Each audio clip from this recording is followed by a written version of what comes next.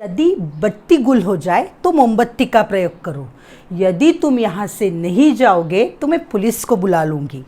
यदि एक बार निर्णय कर लो तो उस पर डटे रहो। तो ये जो सेंटेंसेस है गाइस, जहाँ पर हम एक इमेजिनरी सिचुएशन को बोल रहे हैं कि यदि आप ऐसा करो तो ये होगा, या यदि आप ऐसा नहीं करोगे तो ये होगा। तो इस टाइप के सेंटेंसेस को हम बेसिकली 3 वे में कह सकते हैं। सबसे पहला वे है इन केस, इसको यूज करके कहना इन केस को। सेकेंडली अनलेस को यूज करके कहना, और थर्ड वंस को यूज करके कहना। तो इन तीनों भी स्ट्रक्चर को अभी हम सीखेंगे किस तरह से उसे यूज करके हमें यदि वाले या अगर वाले सेंटेंसेस को कहना है। जैसे यदि बिजली गुल हो जाए तो मोमबत्ती का प्रयोग करो। यहां पर आप देखोगे ये 2 सेंटेंसेस है। इस सेंटेंस को 2 पार्ट में डिवाइड किया गया है। इनफैक्ट दोनों ही अलग अलग सेंटेंसेस हैं। तो देखिए, यदि बिजली गुल हो जाए ये इनकम्प्लीट सेंटेंस लगता है। तो ये जो फर्स्ट सेंटेंस है यदि वाला, ये सेंटेंस हमारा हुआ सबऑर्डिनेट। सबऑर्डिनेट मतलब जो डिपेंडेंट है। और मेन सेंटेंस मेरा कौन सा है? तो मोमबत्ती का प्रयोग करो। तो मोमबत्ती का प्रयोग करो, मोमबत्ती का प्रयोग करो, ये कंप्लीट सेंटेंस है। तो ये हमारा कंप्लीट सेंटेंस है।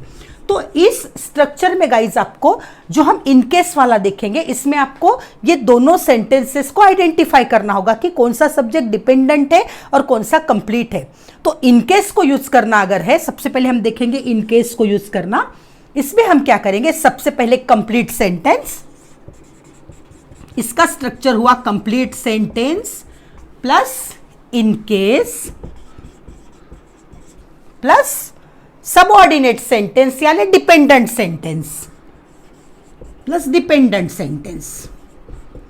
तो इसे ट्रांसलेट करके देखते हैं हम। देखिए, तो मोमबत्ती का प्रयोग करो, यूज कैंडल इन केस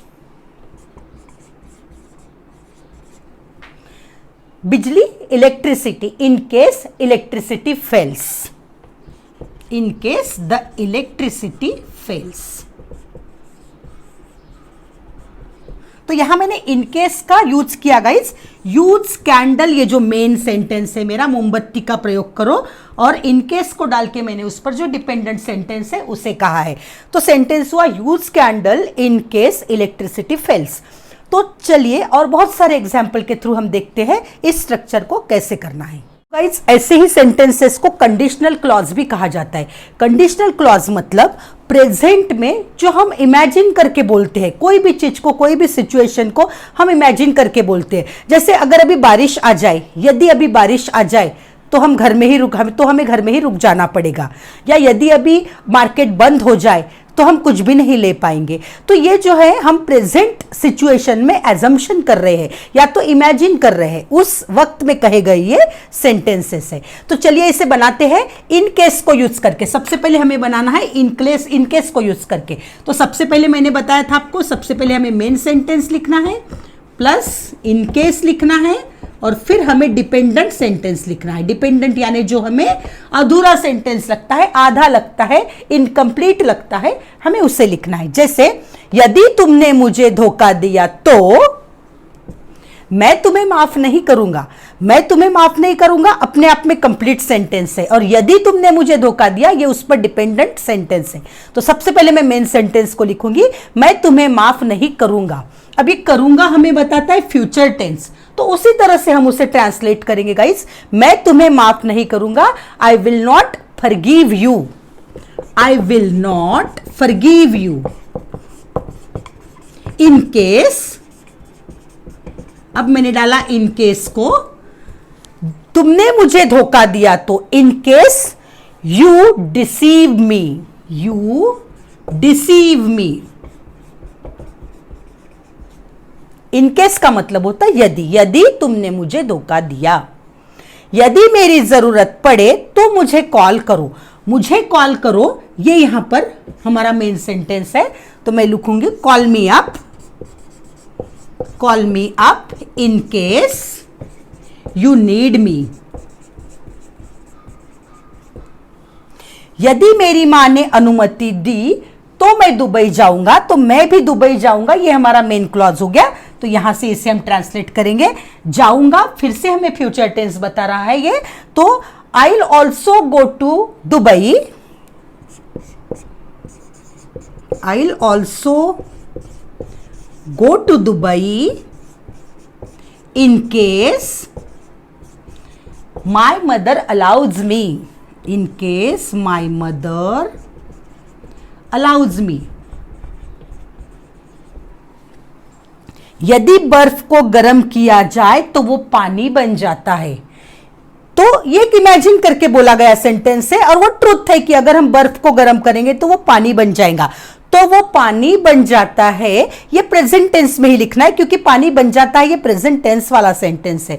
तो यहां पर जो इसका सब्जेक्ट वो है, हमें यहां स्टार्टिंग वो से नहीं करना है क्योंकि मेन सब्जेक्ट हमारा क्या है, बर्फ। तो हमें आइस से शुरुआत करना है।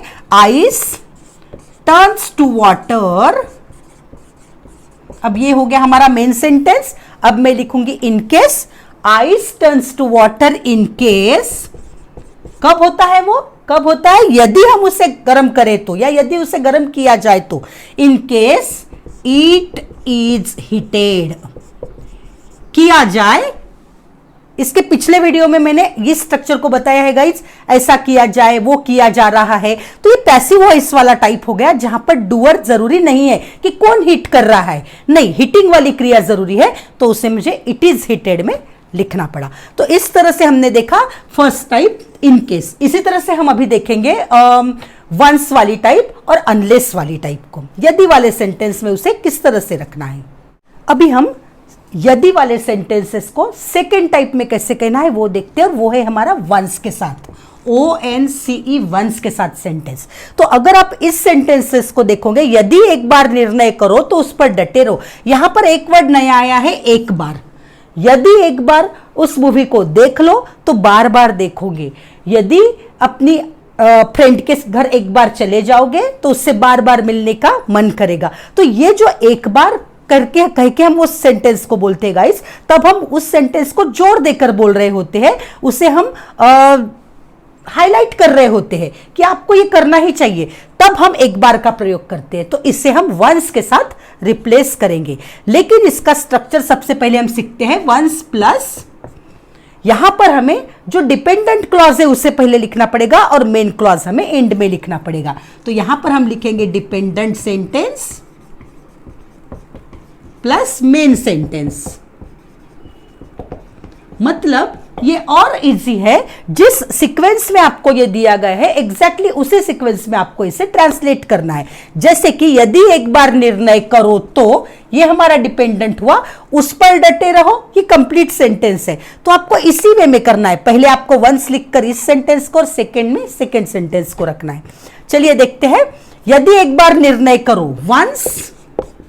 वंस यू टेक डिसीजन, ये ऑब्वियसली सेकेंड पर्सन को कहा गया है, इसलिए मैंने यहां यूज सब्जेक्ट मन से लिया है। Once you take decision, DECISION, उस पर डटे रहो, stick to it, stick to it, उस डिसीजन पर डटे रहो।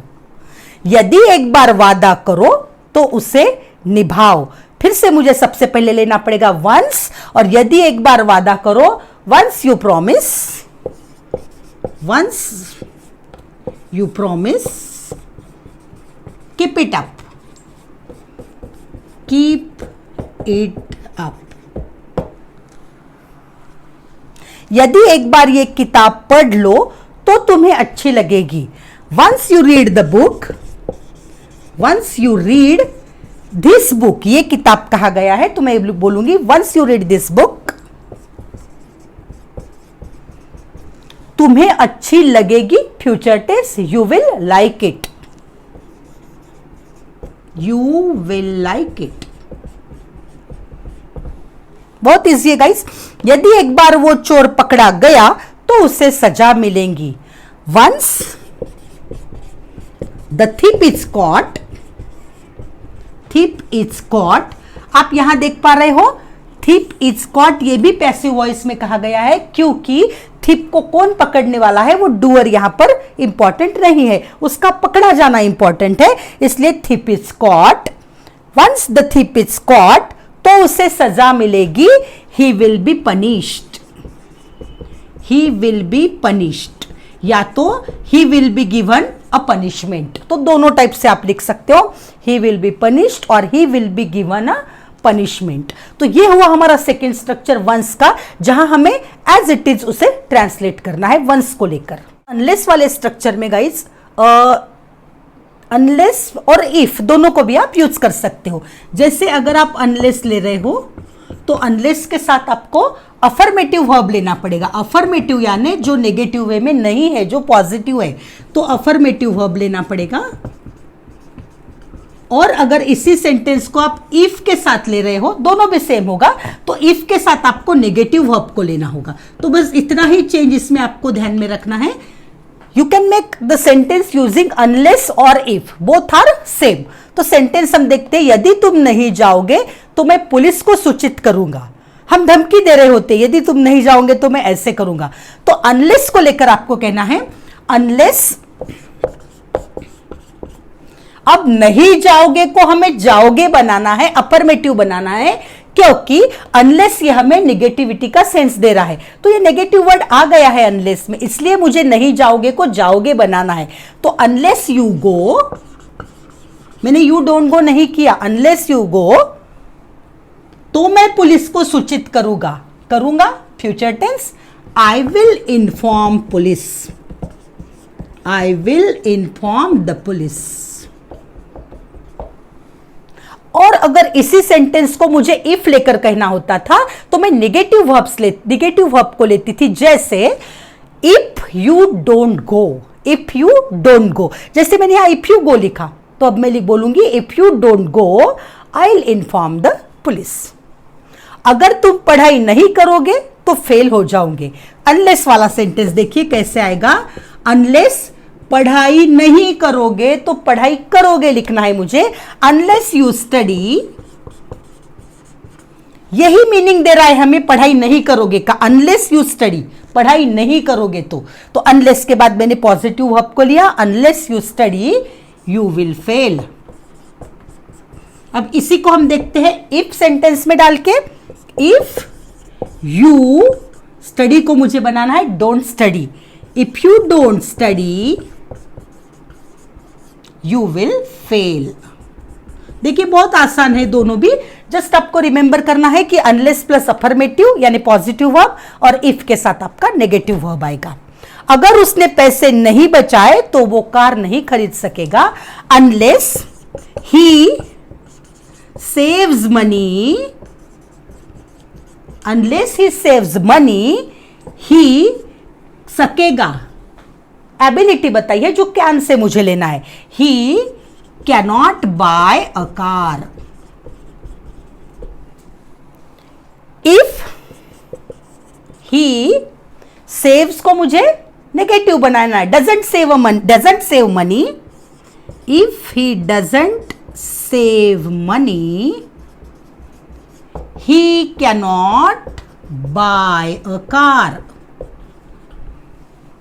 यदि मौसम खराब रहा तो विमान उड़ान नहीं भरेगा।